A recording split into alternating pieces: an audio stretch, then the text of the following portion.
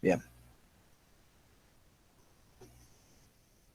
Bueno, de las sesiones anteriores, ¿no? Las que vimos parte de los instrumentos matemáticos para el análisis económico, pues ahora vamos a continuar con la definición de los indicadores macroeconómicos. Bien, manera de, de repaso, bueno, o sea, los principales problemas, ¿no? Que estudia la macroeconomía, lo que mencionábamos, bueno, pues promover el crecimiento económico, mantener la estabilidad del nivel de precios, promover eh, la creación de empleo, pero pues no son los únicos, ¿no? También hemos definido, ¿no?, a la macroeconomía como el estudiar a la economía en su conjunto, ¿no? Buscar cómo aumentar la productividad en la economía, mejorar los beneficios de las empresas, aumentar el empleo, mejorar el salario, mejorar la demanda, ¿no? El consumo de bienes y servicios, bueno, aumentar la producción, mejorar la posición económica del país con respecto a las economías externas, mejorar la recaudación de impuestos, ¿no? No hacer mal uso del gasto público, ¿no? Esta es la reducción. Y bueno, pues mejorar la inversión pública, ¿no? Bueno, a todas estas alternativas, bueno, pues bueno, todos estos objetivos, pues la macroeconomía hace uso de la política económica, ¿no? Para alcanzar estos objetivos. Bien, pues los objetivos de la macroeconomía ya hemos platicado de los tres primeros: el crecimiento, el empleo y la estabilidad en el nivel de precios. Sin embargo, pues los otros objetivos principales que estudia, o bueno, que a través de la política económica la macroeconomía aborda, pues es el equilibrio en el presupuesto público, mantener finanzas públicas sanas, sí, que no haya sobreendeudamientos por parte del gasto público. Otro objetivo importante, bueno, pues es el equilibrio exterior. Bueno, buscar que las importaciones no sean mayores a las exportaciones y así evitar que nuestra economía se endeude con las economías o sus socios comerciales. Un objetivo importante en los últimos años es la equidad. Sí, que principalmente, bueno, pues que la distribución de la renta entre la sociedad, recuerden, ¿no?, que cuando hablamos de renta, pues también hablamos del ingreso, en la sociedad, pues sea equitativa, ¿no? Que no haya una alta concentración del ingreso en algún estrato de la sociedad. Ese es un tema que, bueno, pues eh, sigue sucediendo y, bueno, ha sido complicado para las economías en desarrollo promover equidad en la repartición, ¿no? En la asignación en la distribución del ingreso.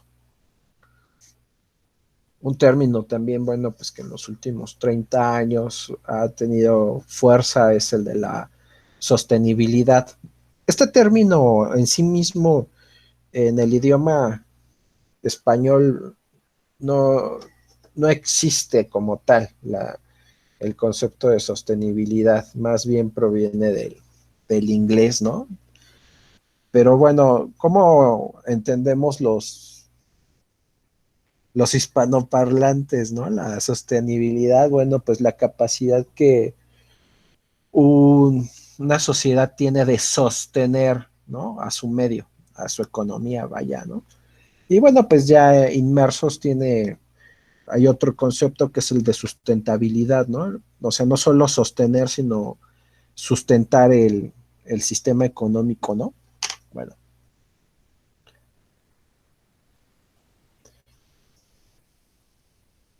Entonces, la macroeconomía tiene objetivos. ¿Cómo aborda la macroeconomía esos objetivos? Pues por medio de la política económica. ¿Quién determina la política económica? Pues el Estado, ¿no? Y el fin es promover la eficiencia y la equidad en la sociedad.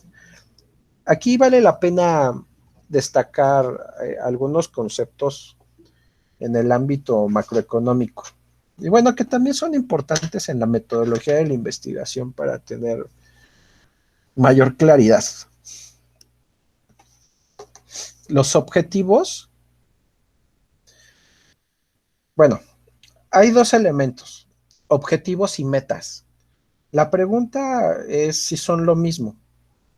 Hay gente que dice que sí son lo mismo porque tanto objetivos como metas, la definición es que persiguen algo, ¿no? Es llegar a un punto. Y sí, ¿no? O sea, dice sí, esa es la definición de objetivos, ¿no? O sea, de objetivo, pues, ¿qué es un objetivo? Bueno, pues alcanzar algo, sí, pero sí hay una diferencia.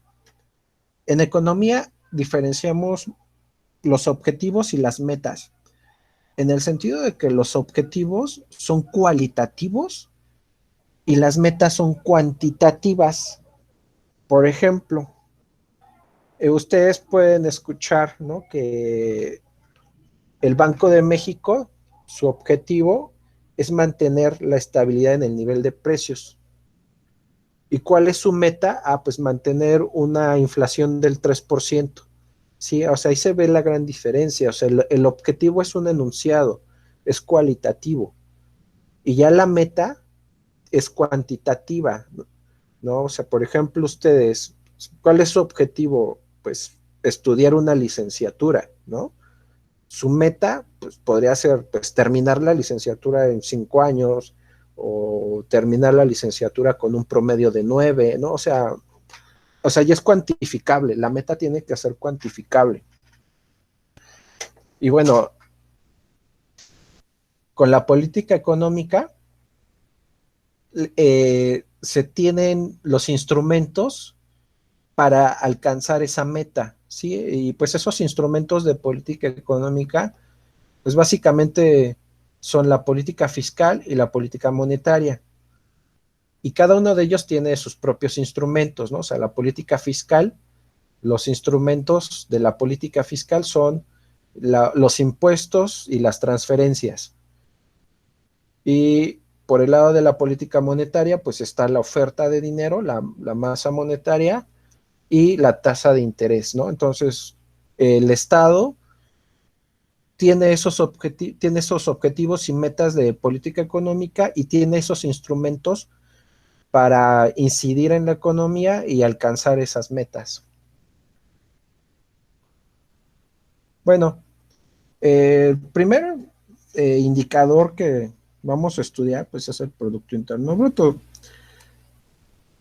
Estos indicadores miden la actividad económica y básicamente son dos tipos de indicadores que miden la actividad económica. Uno, los que miden la producción y dos, los que miden el ingreso. Vamos a empezar con los que miden la producción. Y bueno, pues el primero es el Producto Interno Bruto. ¿Y de dónde se obtiene el Producto Interno Bruto? Bueno, pues de los sistemas de cuentas nacionales o contabilidad nacional, también conocidos como contabilidad social, ¿sí? Entonces todos son sinónimos, ¿no? La contabilidad nacional, pues, se dedica a medir la actividad económica de un país mediante distintas variables, ¿no? Y bueno, lo que hemos platicado en otras clases es que el indicador económico que más se conoce, derivado de los sistemas de cuentas nacionales, es el Producto Interno Bruto. Es el más conocido, pero no es el único, ¿ok? Entonces, que quede así, claro, ¿no? Es el más conocido, pero no es el único indicador macroeconómico que se obtiene de la contabilidad nacional. El Producto Interno Bruto, para calcularlo, existen tres métodos.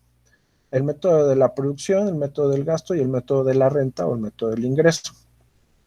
Por el lado de la producción, aquí podemos, no, pues es la suma de todos los bienes y servicios producidos en una economía. Ok, vamos a dejar así la definición y ahorita vamos a ver cómo es que es ese método, ¿no? Pero bueno, o sea, es la suma de todos los bienes y servicios que se producen en una economía.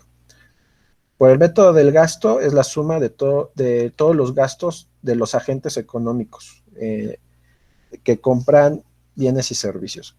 ¿Cuáles son esos agentes económicos?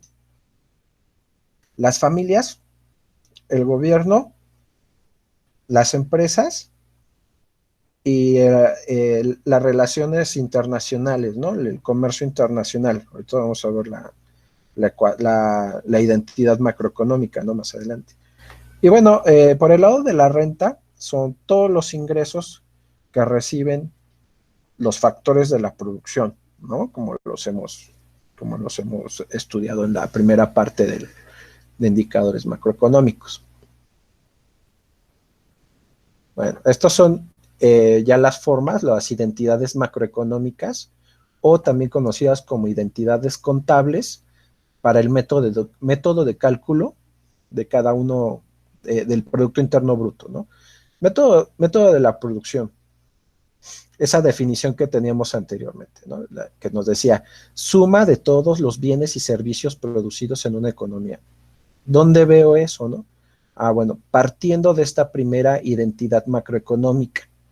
Esta primera identidad macroeconómica se le llama cuenta de producción. Y la cuenta de producción es igual al valor de la producción, también conocido como valor bruto de la producción o producto total. Sí, tiene esos tres nombres. El nombre depende de cuán viejito eres, ¿no? Los que le dicen valor bruto de la producción le dicen BBP, y eso es lo más viejito que hay, ¿no? Ya lo más actual es valor de la producción o producto total. Luego viene el consumo intermedio. El consumo intermedio son todos los bienes y servicios que ingresan al proceso productivo para generar este nivel de producción. O sea que el consumo intermedio es el valor de todos los insumos para producir este nivel de producción. ¿Ok? Y por diferencia vamos a obtener un indicador macroeconómico que es el valor agregado. Y que es interesante acá que tenemos valor agregado y luego está esta B de burro, que es valor agregado bruto. ¿Qué implica que sea bruto? Bueno, hay una variable macroeconómica que se llama consumo de capital fijo. Lo vamos a ver un poquito más adelante. Pero bueno, las variables económicas que están medidas en términos brutos, decimos los economistas que tienen implícita la depreciación o el consumo de, eh, de, de capital, ¿sí? Entonces, cuando le descontamos la depreciación o el consumo, bueno, también conocido como consumo de capital fijo, a las variables en términos brutos, las obtenemos en términos netos. ¿Ok? Bueno, cierro paréntesis. Por eso dice bruto, ¿no? Porque no le he descontado la depreciación o consumo de capital fijo, que más adelante vamos a definir qué es eso, ¿no? Bien. Luego tenemos subíndices, ¿no? Que son PB, bueno, precios básicos, ¿sí? En nuestra primera revisión de indicadores macroeconómicos definimos lo que son precios básicos, ¿no? Y dijimos que los precios básicos incluyen a los impuestos y los subsidios, ¿no? A los impuestos libres de subsidios. ¿Ok? Bueno, entonces en esta primera versión, este primer indicador está medido a precios básicos, pero tiene, en principio, si nada más trabajáramos con el valor de la producción, este valor está definido como el valor de todos los bienes, tanto finales como intermedios, de consumo intermedio. O sea que aquí hay una doble contabilidad. Para evitar esa doble contabilidad, descontamos del valor de la producción los bienes de consumo intermedio para obtener únicamente el valor de los bienes finales, expresados en el valor agregado, ¿sí? Entonces, por eso hacemos esta sustracción para obtener únicamente el valor de los bienes finales y no tener una doble contabilidad de bienes. Bueno, para pasar del valor agregado bruto a precios básicos al Producto Interno Bruto a precios de mercado, al valor agregado a precios básicos le agrego, ¿no? Le sumo los impuestos libres de subsidios, que son los impuestos menos los subsidios, ¿no? Este paréntesis, esto que está en este paréntesis. Aquí tiene una sub P que se refiere a los productos, ¿no? No voy a entrar mucho a detalle en eso, porque los impuestos los diferenciamos a los productos y a la producción, ¿ok? Pero bueno, nosotros para simplificar el análisis únicamente le vamos a llamar impuestos libres de subsidios, ¿no? El método del ingreso. El Producto Interno Bruto va a ser igual a las remuneraciones, ¿sí? De los factores de la producción más los impuestos libres de subsidios, más algo que se llama excedente bruto de operación. ¿Qué hay en el excedente bruto de operación? Aquí están las demás remuneraciones. ¿Cuáles son las demás remuneraciones? Las utilidades a las empresas, el consumo de capital fijo, los intereses, etcétera, ¿no? Aquí están los demás ingresos, ¿sí? Pero esto sería una ecuación, bueno, una identidad macroeconómica muy larga, ¿no? Entonces, vamos a dejarlo nada más en excedente bruto de operación. Por el método del gasto, el Producto Interno Bruto es igual al consumo de las familias o el consumo privado, más el consumo de gobierno, más la formación bruta de capital fijo, más esto que son las variaciones de existencias, más las exportaciones menos las importaciones. Ya platicamos la primera parte de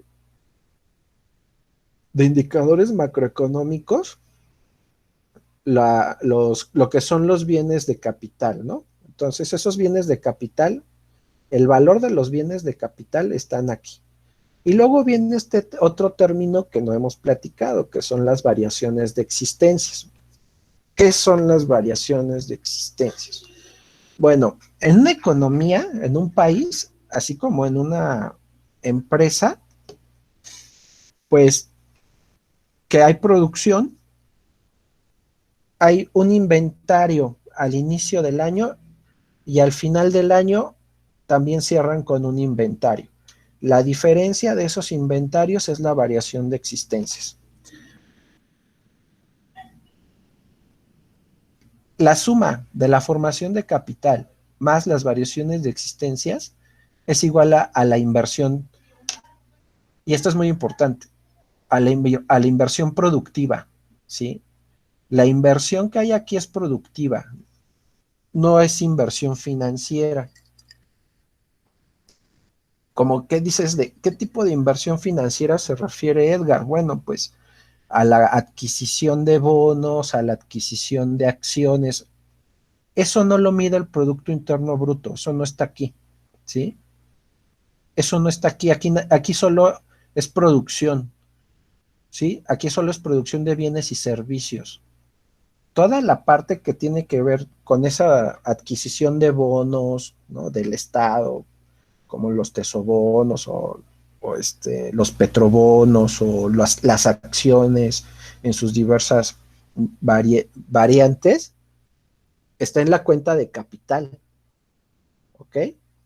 Pero eso forma parte de la sucesión de cuentas, o sea, sí está, pero está más adelante, pero el Producto Interno Bruto no mide eso, no está ahí, ¿ok? Del sector financiero, ¿qué mide? El servicio que proporciona el sector financiero, el valor del servicio, ¿sí? Porque mide bienes y servicios. Entonces, en esos términos, el sector financiero, ¿qué proporciona? Pues un servicio. Entonces, se miden los servicios financieros. Bien, entonces, otro elemento importante del Producto Interno Bruto es que mide bienes y servicios finales. finales y nuevos. ¿Eso qué significa? Bueno, pues que lo que es de reuso no se contabiliza en el Producto Interno Bruto. No está ahí, ¿por qué? Porque ya se realizó. Ajá, entonces puedes, puedes cuestionar, por ejemplo, una subasta, las subastas de cuadros de pintores famosos, ¿no? Ya fallecidos. ¿El valor de las subastas se contabiliza en el Producto Interno Bruto? No, no. ¿Por qué? Porque ya es un bien de reuso. Y lo que contabiliza el Producto Interno Bruto son bienes y servicios finales nuevos, ¿sí? Que se están realizando en ese año, ¿no? Cuando digo realizando, me refiero mucho al término marxista de que se está llevando a cabo su valor, ¿no? O sea, se está generando su valor en ese año, en ese momento, ¿no? Por ejemplo, esa obra de arte, ¿cuándo sí se pudo haber contabilizado en el Producto Interno Bruto? Bueno, pues cuando la vendieron por primera vez, ¿sí? Cuando se vendió por primera vez, el valor de esa obra sí se contabiliza en el Producto Interno Bruto, pero cuando se trata de una reventa, ya no.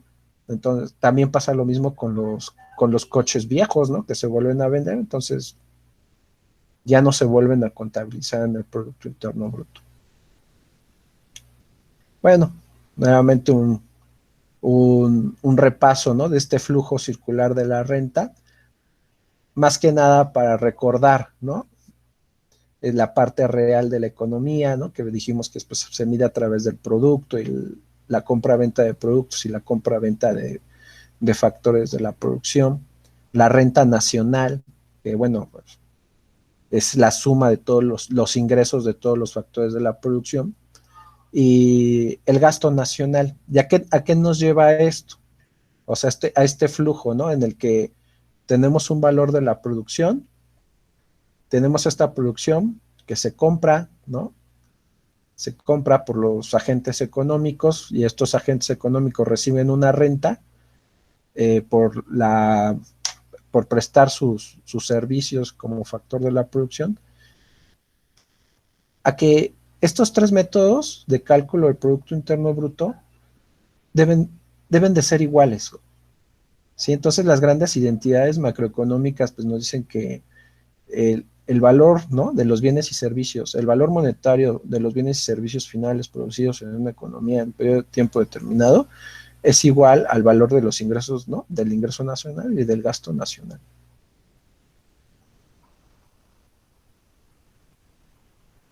Bueno, aquí siempre, ¿no? O sea, hay dentro de la política, ¿no? Cada 6 años, al menos en México, pues siempre hay un discurso, ¿no? Que nos dicen, bueno, pues es que yo prometo, ¿no? Al candidato en curso, que la economía va a crecer en 6%, pero la pregunta es ¿para qué? ¿No? ¿Por qué? ¿O para qué? Y por qué todos prometen que la economía mexicana va a crecer al 6%?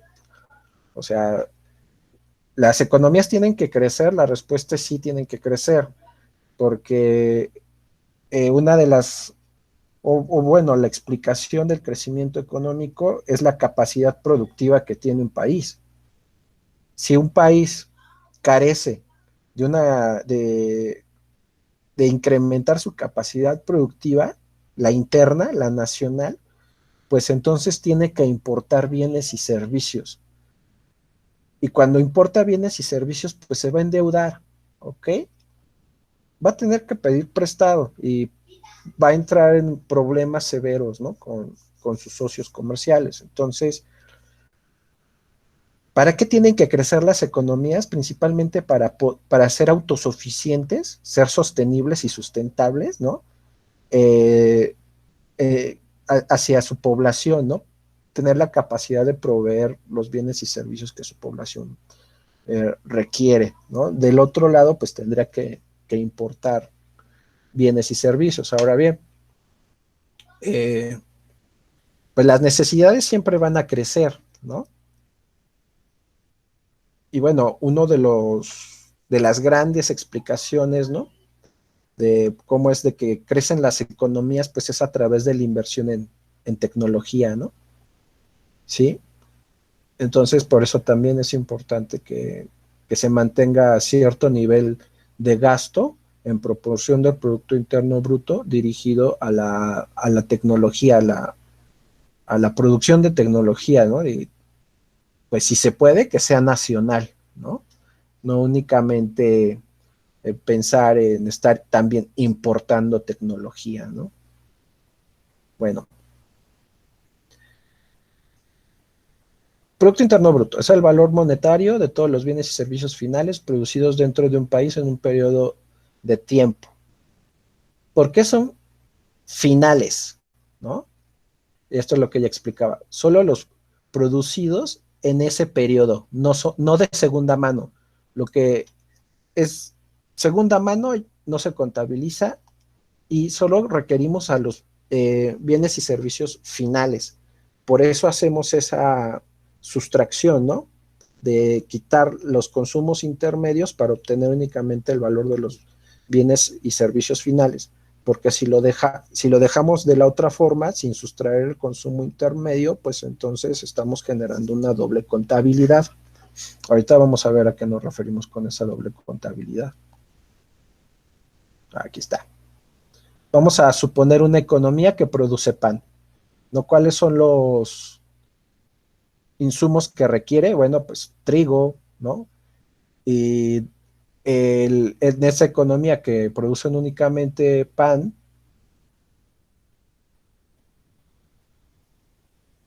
en esta economía que nada más producen pan, los insumos son el trigo, bueno, llevarlo al molino, ¿no? El servicio del molino, ¿sí?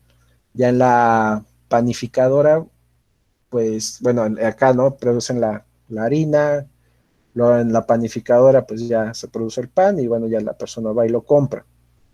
Esos son los principales insumos. El panadero va y compra harina, ¿no? Este va y le compra el grano limpio, ¿no? Al del molino y el del molino va y le compra la producción de trigo al agricultor. El valor total de la producción de trigo es de 30 pesos, ¿sí? Luego viene el valor de la producción del grano limpio, que sería de 40 pesos, luego ya de la harina a 60 pesos y finalmente el valor del pan ya producido por pieza, está muy caro, 70 pesos. La cuestión aquí es de que cuando el del molino va y le compra la producción al del trigo, estos 40 pesos ya contienen los 30 pesos de acá y así sucesivamente. ¿Qué es lo que pasa si sumamos 30, 40, 60 y 70 y decimos que ese es el valor de la producción? Bueno, que ya estamos haciendo una doble contabilidad de cada uno de los insumos.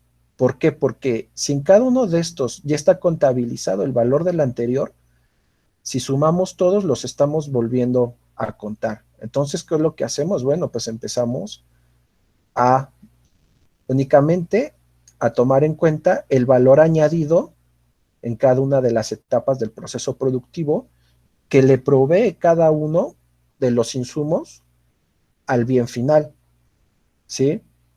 Si sumamos los valores añadidos, por ejemplo, en la primera parte, el valor del trigo es de 30 pesos, y si decimos que el valor de la semilla, vamos a decir, ¿no? Del grano ya limpio, sin cáscara y todo eso acá en el molino, es de 40 pesos, bueno, entonces el valor añadido es de 10 pesos, ¿sí? Y luego el de la harinera va y compra el grano ya sin cáscara para producir harina, pues ya tiene el valor, ¿no? Que es el costo, ¿no? El costo del grano de trigo sin cáscara, entonces el valor añadido es de 20, ¿sí? Bueno, finalmente ya cuando está terminado, el valor añadido es de 10. Si sumamos los valores añadidos, el total es de 70, que es el valor final del pan, ¿sí? En esta economía que nada más produce pan. Entonces, en este ejemplo, Si tomamos el valor de la producción y la sumamos, toda la parte superior, hay doble contabilidad. ¿Doble contabilidad de qué? De insumos. Está el bien final y más la suma del valor de la producción de cada uno de los insumos. Bueno, eso es una doble contabilidad. Eso distorsiona la actividad económica. Entonces necesito descontar lo que cada uno de los insumos o en el proceso productivo aporta al valor final de la producción. Eso le llamamos valor agregado. ¿Sí? Entonces la suma de los valores agregados es igual al valor del producto final. 70. Bien. Es el ejercicio. Bien. Dentro de un país, por eso se llama producto interno, ¿no? Interno porque es nacional, ¿sí? Es en México, nada más. Entonces eso te lleva a deducir que hay una contraparte, ¿no? Que tiene que ver con lo que hay afuera, ¿no? Ese es otro indicador. En un periodo de tiempo determinado, pues ya hemos dicho que es un año. Y un valor, en valor monetario. La pregunta es por qué es en valor monetario, ¿no? O sea, en valor monetario es para que las unidades de medida, la unidad de medida sea homogénea en términos de dinero, ¿sí? Esto ya lo hemos hecho, ¿no? En las sesiones anteriores, ¿no? De obtener el valor de algo, ¿no?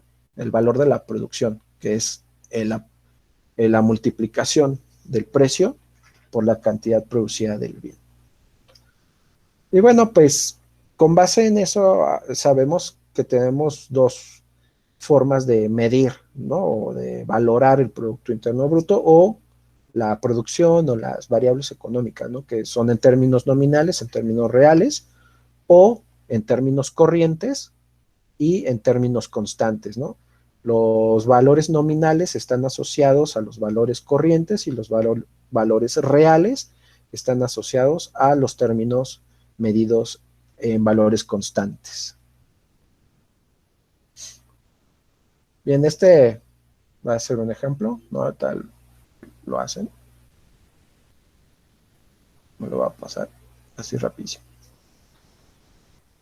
Bien, lo que sigue.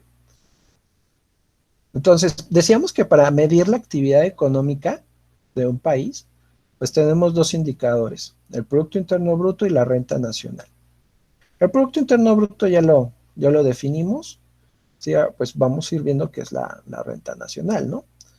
Bueno, por el método de la producción ya establecimos, ¿no? Que es la suma de las producciones, ¿sí? Por el lado del producto, pero ya vimos que se refiere a los productos finales, a los bienes y servicios finales, utilizando también a lo que se le conoce el método del valor agregado, ¿no? Lo que ya hicimos al principio, ¿no? ¿Y para qué? O sea, para evitar la doble contabilidad. Bueno, por el método del gasto, pues ya también ya lo platicamos. Y esta identidad macroeconómica es muy importante y es la identidad macroeconómica más conocida en el mundo, ¿no? Que es el Producto Interno Bruto a precios de mercado igual a el consumo de las familias más la inversión de las empresas, la inversión productiva.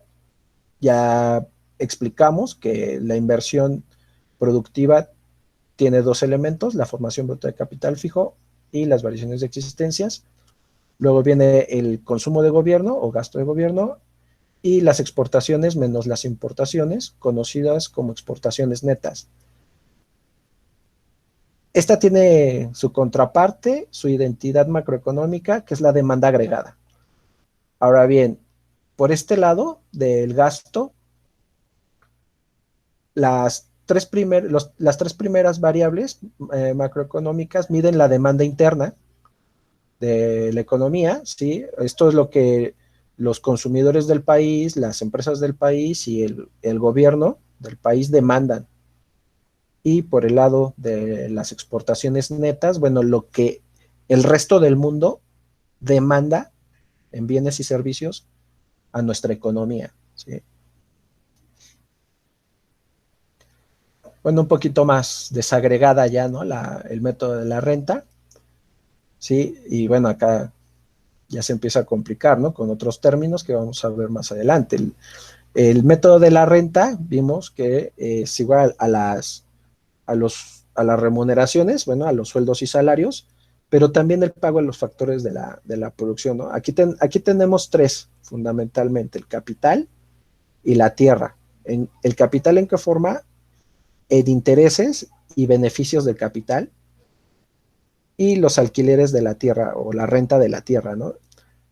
A todo esto y a lo que falta, ¿no? Porque hay otros elementos, le llamamos excedente bruto de operación, ¿verdad? Bueno, como vimos al principio, entonces tenemos el Producto Interno Bruto medido a precios básicos, también conocido al costo de los factores de la producción, y a precios de mercado. Entonces tengo que hacer algunos ajustes para que los tres métodos sean iguales, ¿no? Ya vimos por el lado de la producción que al valor agregado medido a precios básicos, para que se convierta en Producto Interno Bruto medido a precios de mercado, le tengo que sumar los impuestos libres de subsidios.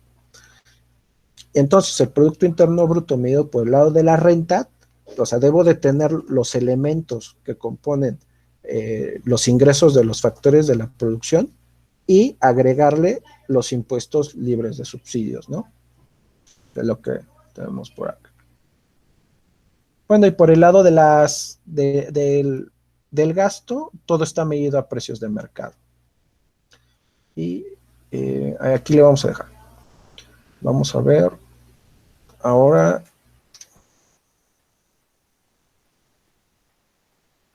estadísticas.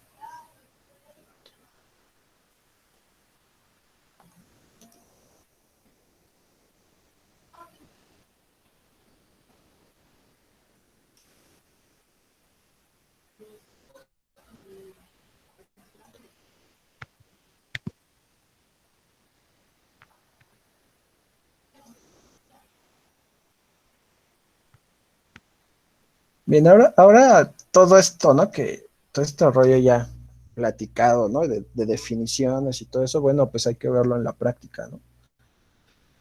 Eh, Vamos a ver de esto que platicamos, ¿no? De Producto Interno Bruto, o sea, cómo se ve eso que se llama Producto Interno Bruto medido a precios básicos y a precios de mercado, y a valores corrientes y a valores constantes, y dónde está en el INEGI, ¿no? Bueno, el camino es largo, lo bueno es que va a quedar grabado, ¿no? Para que ya después ustedes lo puedan consultar. Acá estoy en la página del instituto, me voy a Producto Interno Bruto y cuentas nacionales. Y bueno, aquí voy a hacer una pausa para explicarles algunos contenidos fundamentales, ¿no? Y sobre la materia. Estamos estudiando Producto Interno Bruto, ¿no? En este momento. Cuando entramos, lo que vemos al principio es el Producto Interno Bruto trimestral, ¿no? Bueno, este Producto Interno Bruto trimestral es un indicador de coyuntura, un indicador de corto plazo. Y hay indicadores que les llamamos de estructura, que son anuales, y aquellos indicadores que dijimos que se calculan de forma quinquenal, ¿no? Cada cambio de año base, ¿no? Que bueno, no son propiamente indicadores así, sino que es la matriz de insumo producto, ¿no? Bueno, vamos a ver los resultados anuales. ¿Dónde están los resultados anuales? Me voy aquí a programas. Aquí está, Sistema de Cuentas Nacionales. Nuevamente, Producto Interno Bruto. Y aquí está las cuentas de bienes y servicios. Las cuentas de bienes y servicios. Aquí es donde vamos a trabajar.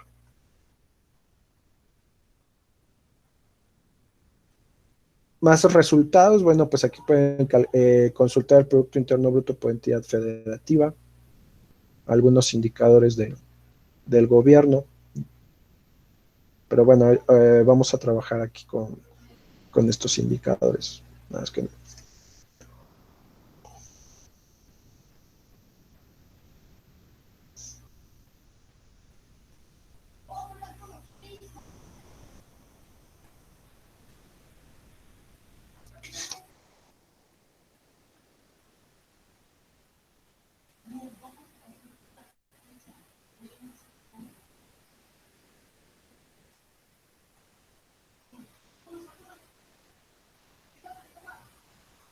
Oye, Inegi se tarda.